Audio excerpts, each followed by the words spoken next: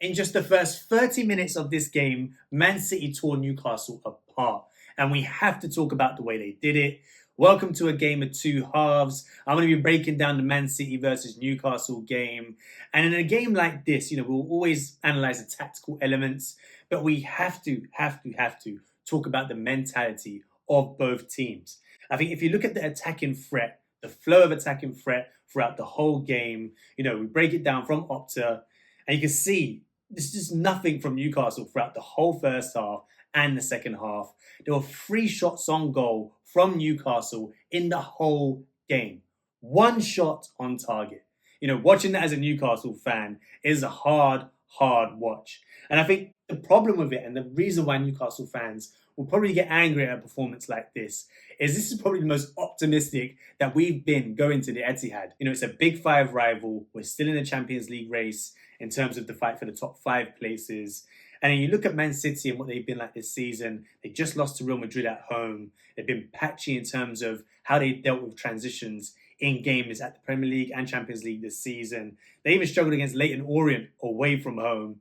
Their home form has been good, but in a game like this, where they've just lost against Real Madrid, and Newcastle have had a full week's rest to recover, be up for it in this game, you can see the difference in the mentality of these two teams. Man City were at it from the start of the game. They had a clear plan, which we'll come on to later on. But then you think about how sharp they were to the ball, winning the battles. We'll talk about the sort of direct element of their play later on. But it was a big game. And it felt like Man City treated it like a big game, and Newcastle didn't treat it like a big game at all. And just in my previous video, when I was predicting who's going to finish in the top 5 in this Premier League season, the one thing I said that could hinder Newcastle, especially in the upcoming 3 games we have against Man City, Liverpool and Nottingham Forest, is that the EFL Cup final is on the horizon. And we saw from 2 years ago in that run in the Champions League, in the Premier League, and also in the run of the EFL Cup to the final, that period after the semi-final, we were abysmal, both home and away. You could see the mentality was gone from the team. They were looking forward to the big game on the horizon. And I thought they would learn from it. I thought this season, I think Eddie Howe spoke about it in his press conference, that they had the experience. They're not going to treat it as a big game yet. They know it's on the horizon, but they think, you've got Man City away, Nottingham Forest at home, and Liverpool away from home. These are big games. You don't have to have the motivation to get out for these games. I even said, I'd rather play these games than against Fulham or Bournemouth or, some of the lower teams in the bottom half of the table even. Because this is the kind of game that should concentrate you in the 90 minutes that you have to play and put that EFL Cup final to the back of your mind. But you can see from the start, they just was not at it in terms of the physicality. Even Anthony Gordon, who I expect to be, the one that leads the press, I can tell from the moment that game started, the intensity of his press wasn't there. And I think for a team like Newcastle, that likes to win the ball in transition, if we're not at it from a physical perspective, if we're not at it in terms of the pressing intensity, the sprinting, getting up to players, making it an ugly game, then the game loses sort of all the effect. And we struggle to build up from the back. We struggle to win the ball back from the opposition. We struggle to build that flow into the game. And for a team like Man City, who we expect to play out from the back, I think this is one of those games where what they did tactically was probably the most interesting thing about the whole game. And we'll come on to that in a little bit. But in terms of those mentality elements, this is something Eddie Howe has to fix. If we're going to be an elite side, season after season, you've got to be used to being in big games and follow them with another big game. And you've got to see every game as a big game, especially in the second half of the season where there's everything to play for. And before I jump into the tactical analysis, let me know who you think was to blame from a Newcastle perspective. Is it Eddie Howe for how he set up the team? Is it the mentality of the players? Is that something Eddie Howe should be driving into this sort of squad of players as we're trying to develop as a team? We were in a relegation battle only 2-3 seasons ago. There's still development to go. But when you see games like this, there's something fundamental that has to be addressed. Is it the quality of the player? Is there something that Eddie Howe can do to this squad, in the remainder of the season before the summer comes and we can add players that could help this team in the upcoming games we have against Nottingham Forest, Liverpool, and even the easier games coming up? How would we deal with them after the EFL Cup final if we were to lose or win that game? So let me know down in the comments. Man City, same old, at the Etihad beating Newcastle. What was it that you saw that impressed you about the performances for Marmoush, Foden, Savinho was electric in that game. We'll come on to that later. But what did you see from Pep's team that you liked, that you think can carry you forward for the rest of the season? Now, if you haven't seen it already, make sure to check out my previous video about how Man City dealt with Chelsea's high press in the game at home this season. It's something that Eddie Howe should have been a bit more aware of, given it only happened a few weeks ago. I'll leave a card somewhere up here. Make sure to check out that video after this video. But how do you stop a team that loves to press high, win the ball high up against the opposition, and then create chances when the team is exposed in that transition phase? You avoid it altogether. And I think it's something that's surprising teams as they come up against Pep this season. They expect Pep to be the one that sticks to his principles, attempts to play through every press that he seems to come up against, find different patterns of play.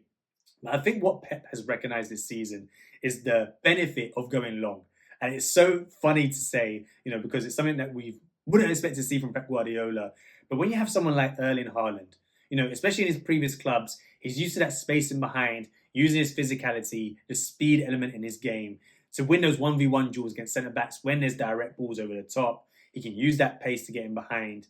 But then when you add in the likes of Marmoush now, who again I brought up in the previous video against Chelsea, what he was able to do in terms of the runs in behind he makes. So clever, so sharp, and he has that clinical edge to him as well. But that took Newcastle totally by surprise. Newcastle was setting up in this sort of 5-4-1 formation, especially in the low block, but they tried to go man for man when pressing high up the pitch. And what Man City did was just separated their whole team, similar to what they did against Chelsea, made sure there was space in and around the centre-backs for the Man City attackers to exploit. And in that first goal, we saw it just clear as day. Long ball from Edison. And the annoying thing from a Newcastle perspective is they just didn't try and press Edison. They saw what was happening time and time again. It's something where you have to press someone who's so good on the ball. It's kind of like they said, we've got the rest of the outfield players, we'll let the goalkeeper play out from the back. As if they're playing against a team from the 1990s where the keeper doesn't know his left foot from his right foot. But what Edison was able to do is right, left foot, don't matter what it was he was able to put it on the money for Haaland, Marmoush, Foden when they were making their runs, Savinho in behind Lewis Hall, which we'll come on to later. In against Arsenal, it worked. Going man for man, pushing Shah up against Rice. But you don't have to worry about Havertz running behind. You don't have to worry about Havertz winning a physical battle against Dan Burn and Fabian Schär. You don't have to worry about the pace they had in behind because they weren't really looking to play direct balls over the top of the fullbacks like Lewis Hall and Trippier in that game. And I think that probably fooled Eddie Howe and made him have a sort of full sense of reality in terms of what would happen when you had Haaland against Dan Burn or Haaland against Fabian Schär or Marmoush running in behind Trippier, who doesn't have the legs that he used to. And I think that's what worried me about Newcastle. For the first goal, you could see that direct ball from Edison. I don't know what Trippier's doing here. And this is what happens when you get a bit older, maybe. I remember Gary Neville speaking about it in terms of his career against West Brom in the game where he realised his legs are gone and he wasn't able to perform at the level he needed in the Premier League. But Trippier, 5 years ago, 3 years ago even, he would just stick with Marmoush. He wouldn't try and win that ball aerially. And that panic that comes from trying to win it aerially comes from the fact that he knows he's not going to beat Marmoush in a race, but he still could have just got goal side of him. And that's where the worry comes in for someone like Trippier. I think after the Arsenal game, it's one where we thought, could he take that place off Tino? The experience that he brings in these big games. But it's that thing where Tino brings that 1v1 ability off the ball to win those 1v1 duels against the likes of Marmoush. But he's also got that pace to recover in behind. He doesn't offer that much going forward, but Tino is such a solid pair of hands defensively, and it's something we lacked in this game against Man City. I feel bad for the players a little bit. I don't think they were at it from a physical, mental perspective. I think they didn't have the fight in that game to win their 1v1 duels, to win those 1v1 battles. But I think it was a mixture of everything when you see a performance and result like that. Psychologically, they weren't there at all. I don't think they were ready for it. I don't think they've got that sort of EFL Cup final out of their heads. But I think tactically, Eddie Howe set them up incorrectly for this game. I think when you have that 5-4-1, going man for man, and then they weren't even adapting throughout the game. They weren't pressing Edison as they realised that his distribution was actually quite threatening in terms of finding Haaland or Marmoush or Savinho directly from balls in behind onto their feet. When you look about sort of how Pep approached it versus how Eddie Howe approached it, there was an adaptation to how they faced Newcastle in terms of avoiding that transition game and just playing long over the top and avoiding that ability for Newcastle to win the ball high up and get in behind them and score goals on a transition. And Eddie Howe just lacked this in this big game. This is a big game, and they just weren't at it from a managerial perspective and the players. Look, I've already spoken about Trippier, but there was other individual performances from both Man City and Newcastle that we have to talk about. And there's no other place to start but Omar Marmoush. The variety of his goals, the technical ability, his off-ball movement. That's probably the main reason they bought him. The runs in behind, the sharpness, the intelligence of those runs. And for the first goal, again, it's Trippier's fault. He should have just stuck with the run. But the composure to finish and dink it over Dubravka. Dubravka probably could have come out and pressed it a bit more, just made it a bit more of a difficult decision. But as he just held on the edge of the box and made it a bit more of an easier decision to maybe dink the ball over him. But the quality and the technique in that finish, the execution of it was of a high level. Second goal, arriving in that half space and just making it a dart in behind. Dan Burns should be up with that defensive line. Just drop behind it a couple of yards, but they're setting the tone and that line from that side. You set it from where the ball is. The ball's on that side, and Dan Burns should have just been in line with the right centre back. And I think Marmoush would have been offside. Marmoush was run lovely, cutting in on his right foot, deflected strike, but still a crisp quality connection on the ball. And that third goal, just drifted into the number 10 position from that left-hand side. He could see the protection of the back line wasn't there from midfield as they were pressing high up. And I think just drifting, you don't have to run to make space. He knows where the space is, and it's a lovely finish into that top right-hand corner. And you can really see he's going to be a great signing. The attacking threat he has, that sharpness of the run for the short term, long term, that partner for Haaland. We don't know what's going to happen with these 115 charges, but if they're able to stay in the Premier League, then he's a great signing for the short and long term. And we have to talk about Savinho. That 1v1 battle against Lewis Hall was so key in this game. Lewis Hall has performed so well this season. I'm not going to batter him in this game, but it was just a quality that he wasn't really used to with Savinho. He tried to show too much of that space down the outside and thought he could just show him down that side, avoiding coming in on that left foot and having a shot on goal. But the amount of space he was giving him, it was so easy for him to use his space, burn him down the outside and cross it in. He did it numerous times, especially for that third goal where he found Marmoush on the edge of the box. But it was just time and time again. You can see Lewis Hall, mentally it was affecting him. You can see when someone's got the better of you in a game and he just didn't know how to deal with it. There was no sort of backup from Gordon trying to support him defensively.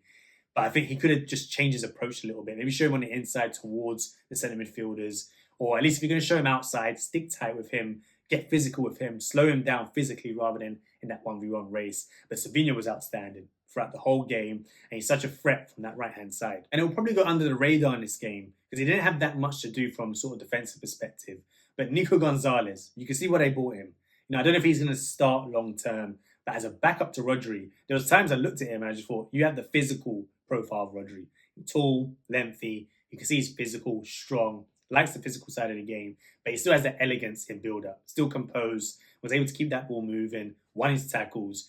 And I think he's a little smart signing in a January transfer window. Surprised you can get someone of that quality in a January transfer window. But I think they found that Rodri replacement. I think they've got him for the long term.